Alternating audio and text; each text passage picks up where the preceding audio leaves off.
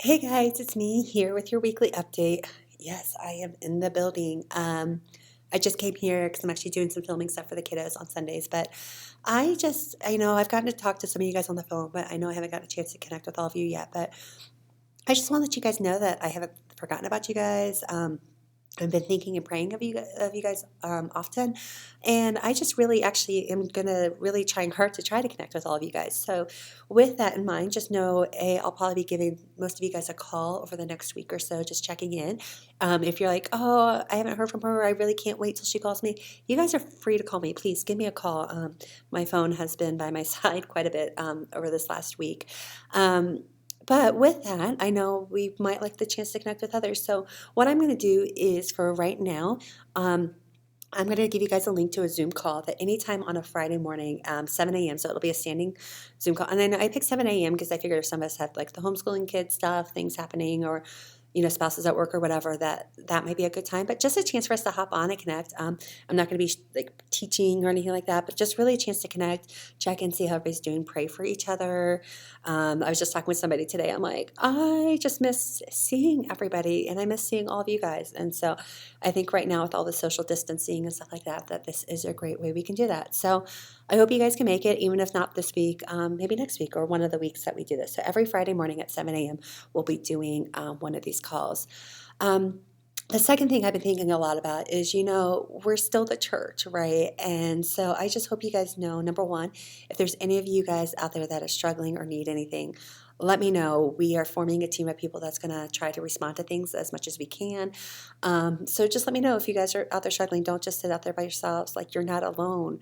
Um, we may have to distance ourselves, but you're not alone. We see you and we want to help you. So, number one, pass your requests on to me, and I'll be more than happy to help out as much as I can. And second of all, is we still want to be the church to our kids and to our families. So that's the thing, right? So we're trying to get really creative around ways that we can still reach families. For those of you who are not aware, last Sunday, we released a lot of our curriculum resources to families, and we're like, hey, here are some things you can do at home to talk to your kids about Jesus.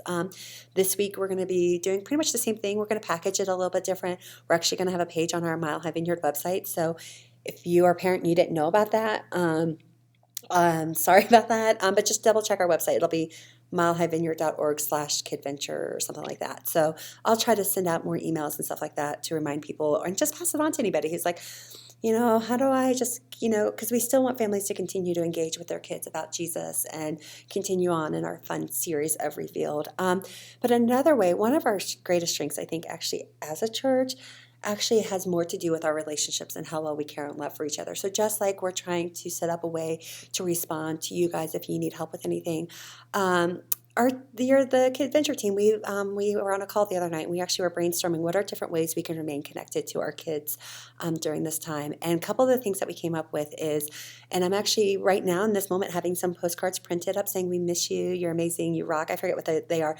Actually, Annetta, one of our parents, actually designed them. They're really adorable, perfect for our kids. So I'm going to have those, and as soon as I have them in hand, I'll let you guys know. So if you want to stop by the building at some point, I'll set up like specific drive-through times or whatever.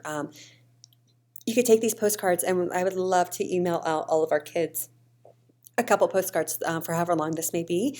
Believe it or not, I just did a little bit of data mining, and just 2-year-olds and up, we have over 200 kids on that list that if, and while that may feel like a lot, like I think if we all just split up the list, if we took a few kids that we have relationship with already, or just one that's like, hey, like I remember that kid, I know who that is. I remember like being with them on one Sunday. Let's get the postcards in their hands so you guys can address them.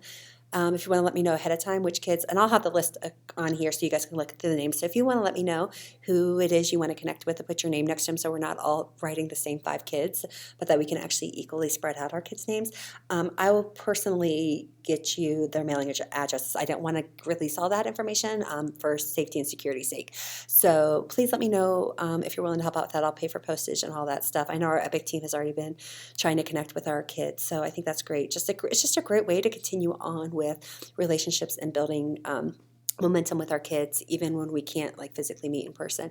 Another thing we've been talking about is how do we create like maybe little packages that we can mail out just once or twice during this time, not every week or every few weeks like we're hoping with the postcards, but really just wanting to send kids just a little something to cheer them up at home. So some ideas we've had is like, if we don't have our Easter egg hunt, like bundling up eggs and sending them home and egging a family, or giving kids bubbles. I think bubbles would actually be a great idea. So if you guys have any thoughts or ideas of what you want that to be, let me know.